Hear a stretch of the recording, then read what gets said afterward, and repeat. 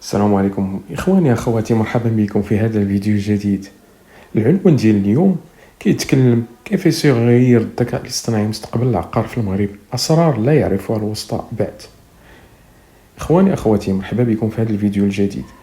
اليوم الحلقة ديال اليوم في قناتنا اللي كنحاولوا فيها نفهموا كيف كيتغير العالم من حولنا.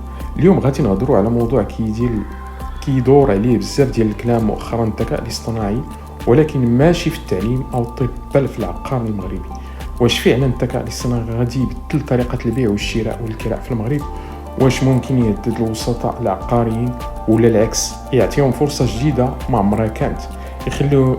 خليكم معايا حتى النهايه، لاني عندي اسرار وحقائق مازال بزاف ديال الناس ما عارفينهاش. الفقره الاولى مقدمه بسيطه حول الذكاء الاصطناعي. باش نفهموا كيفاش الذكاء الاصطناعي غادي يبدل السوق العقاري، خصنا اولا نفهموا شنو كيعني هذا المصطلح. الذكاء الاصطناعي ببساطه هو انظمه كتحاول تفكر وتتعلم بحال الانسان، ولكن بسرعه ودقه اكبر. اليوم هذه التقنيه كتشوفها في كل بلاصه، في التطبيقات، في التصوير، في المحركات ديال البحث، وحتى في المحادثات بحالي. لكن المفاجاه هي ان شركات عقاريه عالميه بدات كتعتمد على الذكاء الاصطناعي بشكل كبير لتوقع الاسعار، تحليل السوق، وحتى اختيار التصميمات المناسبه للمشاريع. الفقره الثانيه، كيف يمكن للذكاء الاصطناعي ان يغير السوق المغربي؟ في المغرب سوق العقار كيواجه بزاف ديال التحديات: الاسعار غير مستقره، صعوبه الحصول على المعلومات الدقيقه، تفاوت كبير بين المدن والمناطق. وهنا كيدخل الذكاء الاصطناعي كمنقذ محتمل.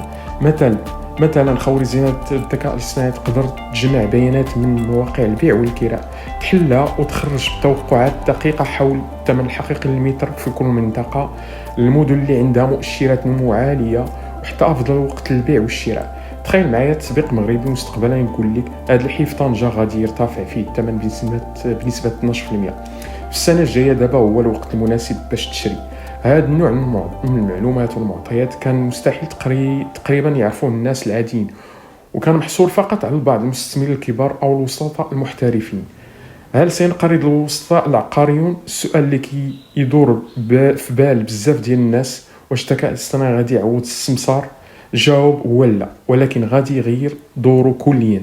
الوسيط الذكي في المستقبل ما غاديش يعتمد على الحظ أو العلاقات فقط، بل غادي يستعمل أدوات الذكاء الاصطناعي لتحليل السوق، تهيئة الإعلانات بشكل احترافي، وحتى تحديد العملاء المحتملين.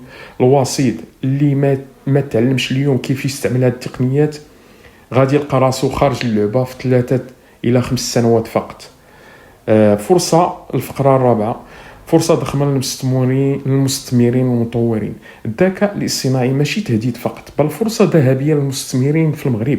الشركات تقدر تستعملوا لتحديد المناطق اللي فيها خصائص في السكن، أو لتحليل الديموغرافيا والتخطيط الحضري بشكل أدق، مثلا عبر تحليل الصور الجوية من الأقمار الصناعية.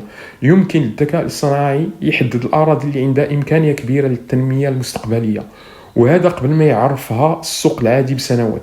هذا الشيء ممكن يخلي بعض المستثمرين يربحوا الملايين بمجرد اتخاذ هذه القرارات في الوقت المناسب. أمثلة حقيقية وتقنيات ناشئة.